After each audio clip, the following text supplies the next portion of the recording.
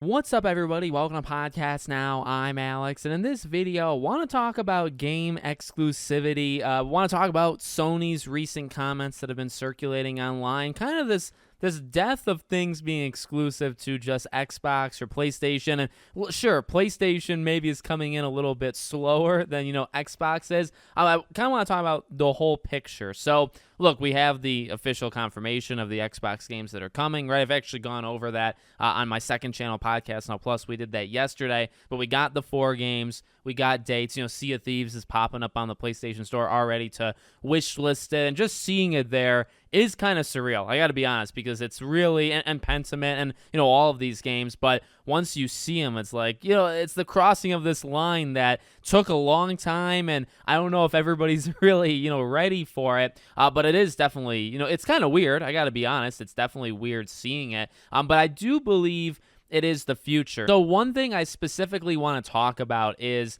that one comment from Sony's president / PlayStation's chairman, right? So he said, another driver will be first-party titles, strong titles that achieve growth on PS5, PCs, and other platforms will widen our margins. We believe that we have opportunities for margin improvement and intend to pursue them aggressively. Now, there were other comments, and they were also, floating online. He did talk about that margin of profits, and then I think people maybe either mistranslated or misread or misreport, whatever it was. I do believe, in terms of the reporting on that, he was talking more about Bungie, because there was the story that came out about Bungie that, hey, they specifically, they need to kind of get back on track. They need to basically make better use of their money, right? But as we know, and we talked about this before, and we've kind of had, some serious discussions on like the Insomniac leaks, right? There's problems, and again, we bring this up as a Sony thing, but it's across the industry. It's scary, and it's bad, and it's leading to some pretty bad things happening.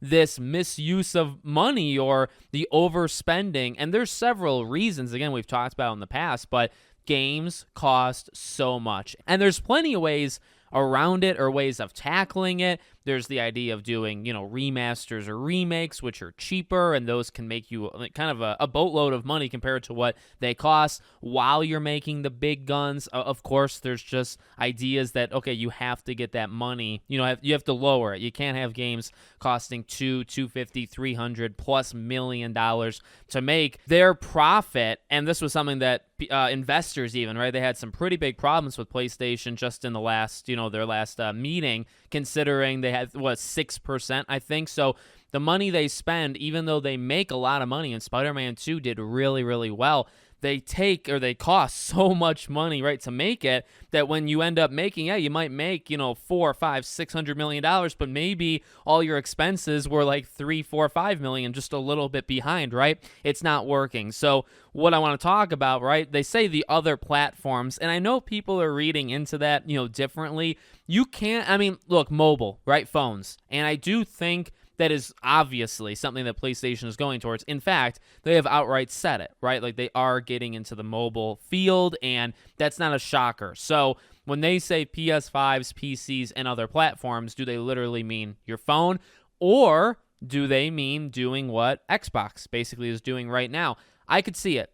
I could see it for the simple fact that, again, okay, and I will say this in terms of almost like a certainty, right? They will need more money. Like, as the economy has kept going, as they kept going, they're going to need to make more money off of these things. If they can't find a way to make these games cost less, which is like a 50-50 shot that they can, pull that out, if they can't do it, you could let everything fail. You could shut down these teams. You could completely, fall apart.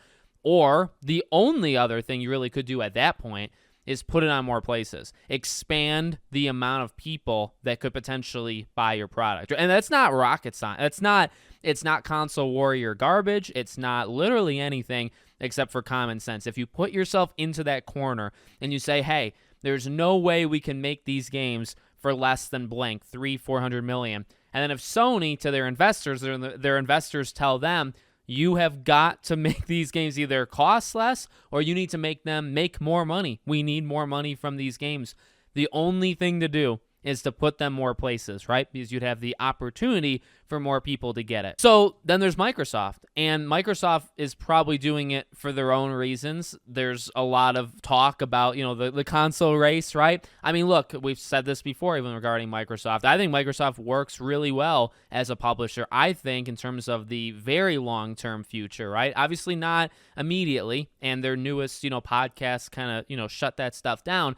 But I think you go 4, 5, 6, 7, 8 years down the line, you could see Microsoft exit the game and just be a publisher, get Game Pass everywhere, just make games. They don't necessarily need to, and I say it in the sense of they don't need to do consoles. So one thing I want to say, though, you do need a console, and I'm going to try to express this. Hopefully you guys are going to understand what I'm saying. So with Microsoft going third party, it makes sense because, Xbox is losing the console race. And, as long as you have a console out there or multiple consoles, you publish your games. Obviously, there's PC as well, right? But you publish your games and the exclusivity doesn't matter as much. Now, again, it does matter to people that just got the Xbox or value it in that way. But long term, the exclusivity doesn't really matter. And you could say, okay, well, can PlayStation do that? And I think in some ways they can. I think their strategy might be later on, right? They have a game come out, and then a year and a half, 2 years later, they put it out other places. They've shown this with PC, with, their exclusives. Helldivers is a good example of, multiplayer game is obviously making them a good amount of money, but that game was, same day, both, okay? So you can do it, or Sony can do it. I guess, again, I'm trying to think like them. How would they think?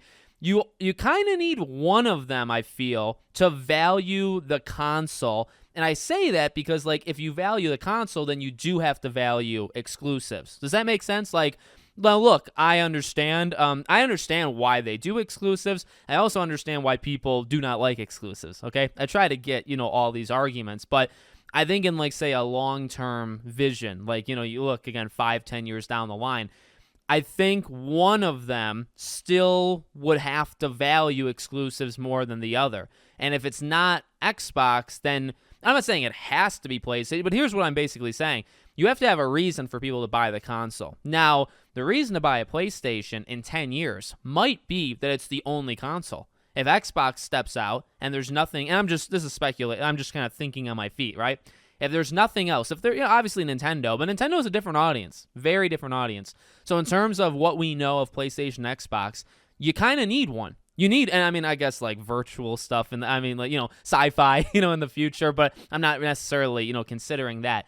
You need one of those to exist to put all games on it. If Microsoft goes, say, third party, they put it everywhere, well, they need something to put it on, like a console, not just, you can put it on the Switch 3 or 4 at that time. You can put it on PC, but, you need to have a console out there, whether it's Xbox's own console or PlayStation. So it's an interesting, I guess, going back to that quote, right? It does, to me, and I think it also makes sense from their, bottom line, from their money.